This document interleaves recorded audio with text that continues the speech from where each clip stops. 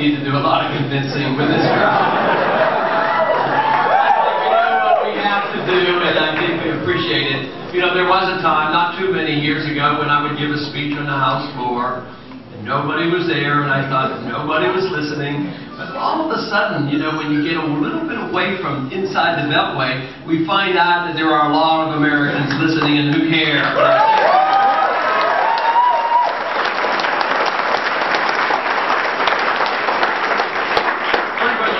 By the media, am I surprised about the receptions I've been getting? And I have to admit the truth. Yeah, somewhat. I'm surprised and very pleased because, you know, at the beginning I was very reluctant to get involved because I thought we would need another generation to stir up a little bit of excitement, because I've been trying to stir up this excitement for a good many years, but in a very quiet way, voting in Congress, trying to set a record and set a standard, figuring that maybe someday somebody would care and they would look at it. But I thought it would be in the distant future.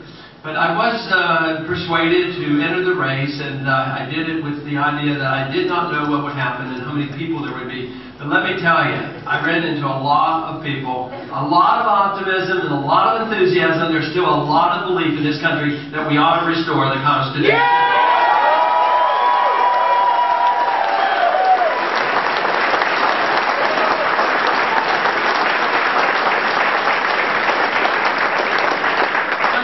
Like to paint the views that we hold as something extreme and radical and strange and marginal. But you know, it seems to me like what we stand for shouldn't be that strange. You know, what's so strange about obeying the Constitution? Why should that be strange? And you know, balanced budgets and free markets and property rights and the Second Amendment and the First Amendment emphasize all the amendments. And a foreign policy that makes sense, and then they say, well, this seems so extreme and so weird. And then they say, well, what about this silly policy about money that you have, that you're not supposed to have the Federal Reserve System? I thought, well, that's a pretty good idea. Why do we need a Federal Reserve System?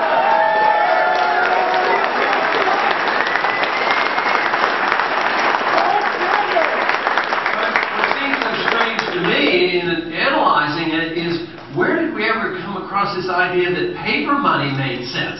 Oh, you need some money? Turn it over to the politicians that we fully trust, and then let them spend it with paper money. If they don't have enough money, they get to print the money. You know, if you or I do that, you know what happens. We go to jail. For some reason, I think maybe we ought to apply some of those rules to the counterfeiters up in Washington.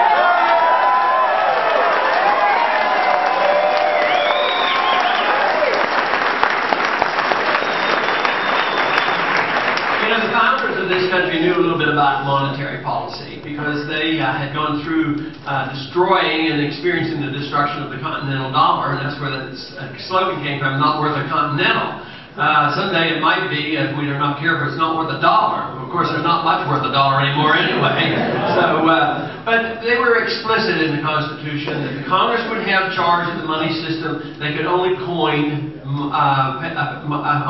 gold and silver. And there was no authority whatsoever for the central bank. But anyway, they tried it immediately. Hamilton immediately defied Jefferson and started a central bank, and Jefferson got rid of it. And then there was a second national bank, and Jackson got rid of it. You know, I'm sort of looking forward to the next president get rid of it. Yeah!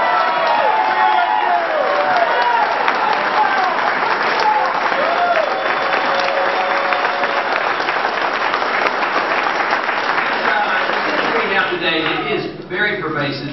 It's more complex than it was originally, but they claim that people can't understand it. Let me tell you, I know a few people in Washington that don't understand it very well.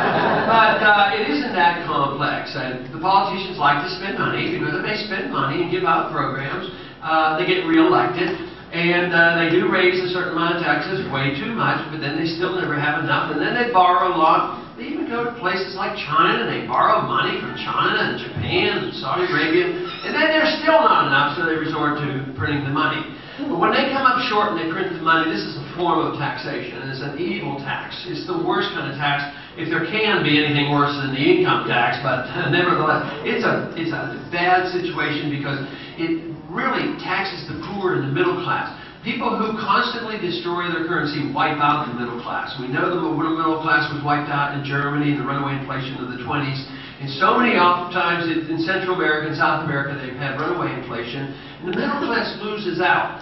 But systematically, when a currency is undermined, the wealth is taken from the middle class and transferred to the wealthy class. There is a transfer of wealth because of the way the system is designed. Whoever gets the money first gets it when it's valuable. When it circulates, the value goes down. And you see it in high prices. So where do you suffer today? You suffer from high prices of gasoline, educational costs, food, repair bills, and then our government comes along and says, oh, there's no inflation, it's only 2%. So the Social Security recipients get a 2% increase, and then they wonder why they're not keeping up. But this is a very bad situation. But one thing that's happened, even during this campaign last year, is that monetary policy and economic policy has become a very, very important issue, because although the economy was quite weak before this campaign started, it has gotten much weaker, and I'm afraid it's going to get a lot weaker because I see no solutions currently in Washington. All they think about is spending more money and printing more money, and believe me, that is not the answer. Right.